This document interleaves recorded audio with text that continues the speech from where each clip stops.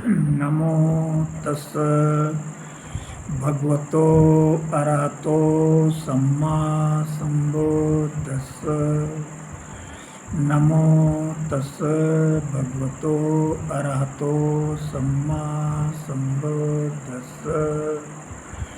नमो तस् भगवतो अरहतो सम्मा संबुद्दस्स।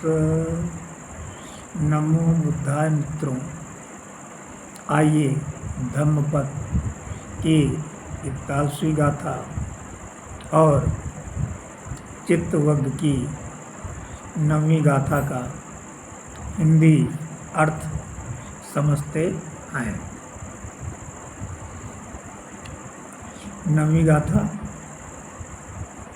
चित्तवग्ग की इस प्रकार है।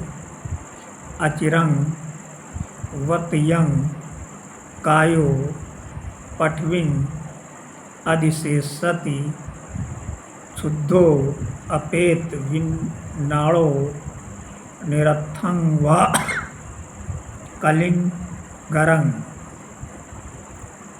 अचिरंग वत्यंग कायो पठविंग अधिशेषति युद्धो क्षुद्धो अपेत विज्ञाणो निरर्थं वा कलिंगरं।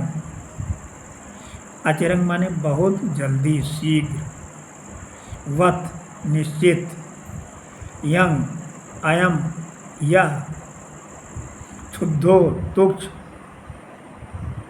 कायो काया शरीर देह, अपेत विन्नाड़ो विज्ञान रहित चेतना रहित होकर, निरर्थं व निरर्थक इव निरर्थक की भांति,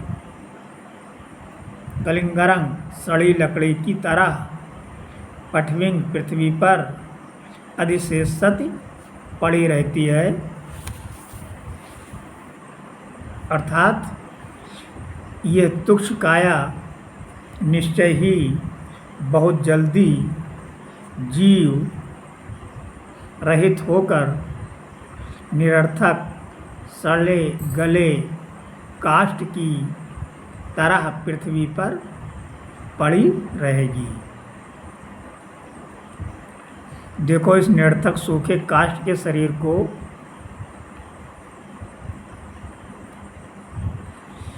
उत्गत स्थवर की कथा से समझते हैं कि ये निरर्थक शरीर कैसे पड़ी रहती है। एक समय थेर तिस शास्त्रा से प्रज्ञा लेकर ध्यान विपස්සना करने लगे। इस अभ्यास काल में उन्हें भयंकर बीमारी ने आ दबोचा। शरीर पर छोटे छोटे दाने फफोले के रूप में निकल आए और उनमें पीप भरने लगा। इससे उनका शरीर दुर्गंधमय हो गया। अतः भिक्षुगण उन्हें उत्गत तिस नाम से पुकारने लगे। शास्त्रा ने अपनी दिव्य दृष्टि से देखा कि थेर तिस बहुत कष्टों में थे। उन्होंने पाया कि उनके सारे साथी उनकी हालत देखकर उनसे अलग हो गए हैं। उन्होंने ये भी देखा कि इसके अंदर अरहत प्राप्त करने की सभी संभावनाएं हैं। अतः पानी गर्म किया और गर्म पानी लेकर वो वहाँ पहुँचे जहाँ तिस सो रहा था। जब अन्य भिक्षुओं ने उन्हें आते देखा तो वे भी दौड़कर आ गए तथा गत ने तिस को आग के पास ले जाने का निर्देश दिया। फिर उसे नहलाया गया और उसके शरीर को साफ कपड़े से पोंछा गया।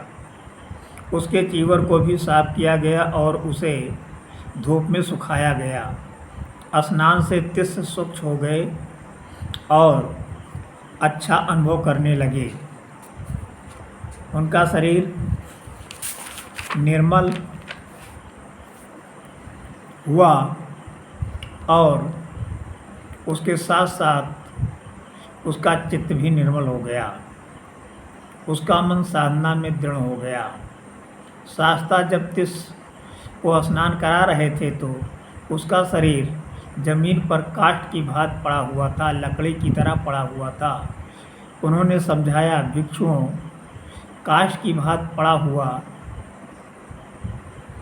उन्होंने समझाया भिक्षुओं, देखो ये शरीर कैसे जमीन पर काष्ठ की भांति पड़ा रहता है और धरती का बोझ बढ़ाता रहता है। निरर्थक लकड़ी की भांति फेंका गया ये शरीर जल्द ही धरती पर सदा के लिए सो जाएगा। 9 द्वारों से सुसज्जित ये शरीर एक दिन जीवविहीन हो जाएगा। फिर उन्होंने ये गाथा कही। कौन सी गाथा कही? अचिरम वत यंग कायो पठविंग अधिशेषति क्षुद्धो अपेत विन्नाड़ो निरत्थं व कलिंगरं। नमो बुद्धाय। यदि ये वीडियो पसंद आया हो तो लाइक, शेयर और सब्सक्राइब अवश्य करें। धन्यवाद।